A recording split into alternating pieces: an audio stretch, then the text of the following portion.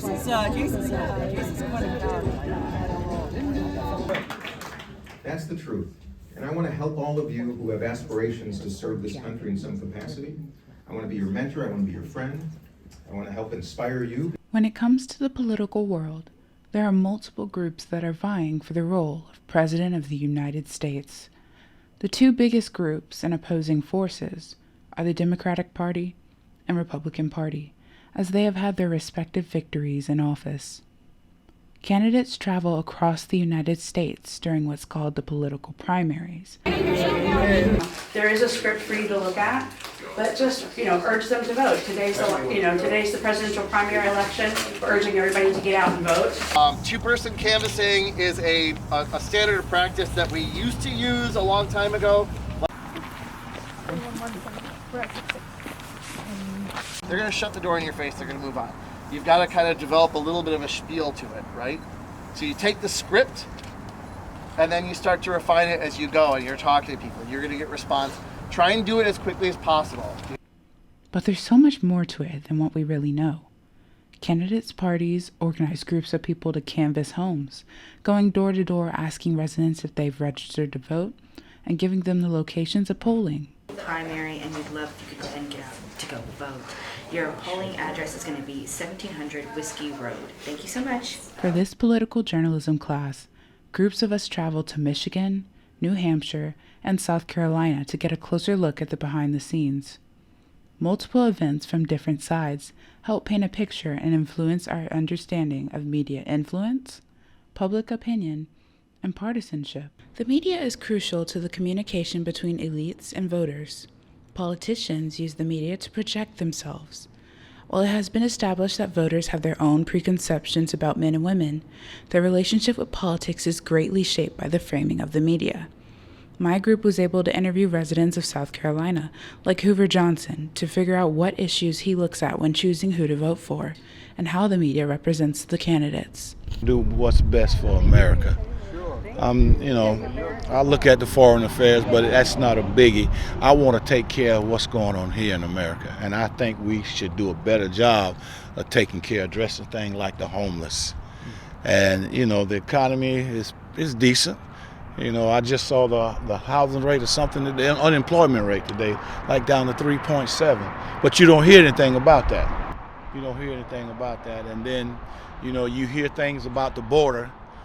People don't want to get the thing done because of the other side, and I think that's just foolishness. And that is an issue. That's a big issue, but I don't know how to deal with it. I don't have a clue how to deal with it, and I got to trust the politicians to do it. And sometimes I like some of the things they're doing, and I don't like some of the things they're doing. Everybody's struggling, and everybody want to come here thinking that it's going to be so much better here. But, we got issues here too.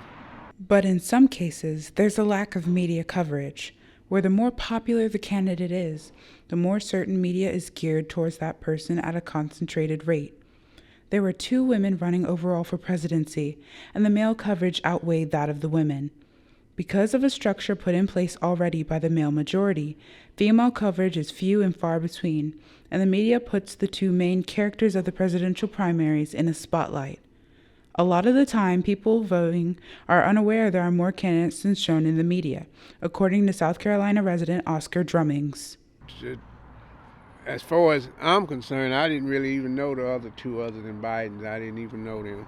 So what about the women in politics?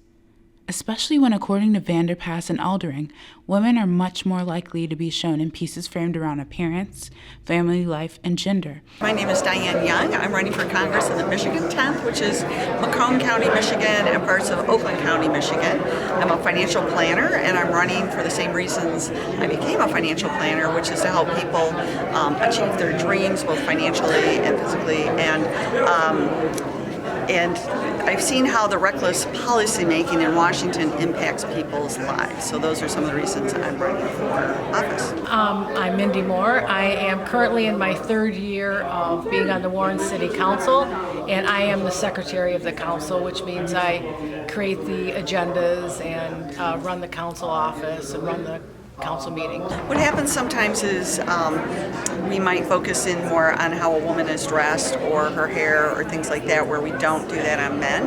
You know, men can be overweight and that, where women are held to a little bit higher standards and that in the media in general. So, but I think those are changing now, and I'm very excited about those changes, that we can focus in on policy and the actual candidate and their experience as opposed to just how they look. Hillary Clinton was a good example of that. This party did not support her like they should have. She was the most qualified person in the history of the world probably to run for president, but they didn't vote for her.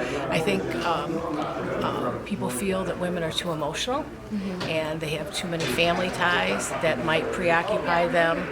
And when they're in office, I think it's unfair, but I think it's true. As for Michigan, media representation of women in politics is just getting started. I think Michigan is a guiding star to how we are seeing.